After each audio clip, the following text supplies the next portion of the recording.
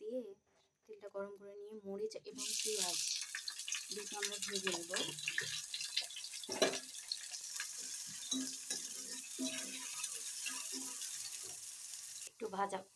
একটু ভাজা ভাজা হয়ে গেলে আমরা এখানে এই উপকরণ সবগুলো দিয়ে দিব একসাথে।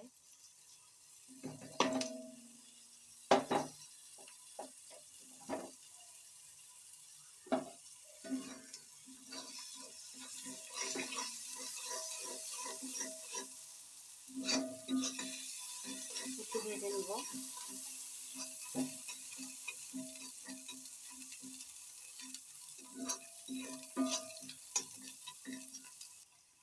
তারপর এরকম অবস্থাতে আমরা পাস্তাগুলো দিয়ে দিব।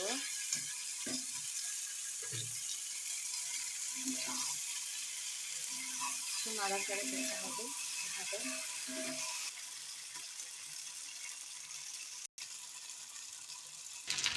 এই পর্যায়ে আমি একটা ডিমও অ্যাড করে নিয়েছিলাম। দেখুন তৈরি হয়ে গেছে আমাদের গরম গরম হোমমেড পাস্তা, যা আমরা আটা দিয়ে তৈরি করেছিলাম।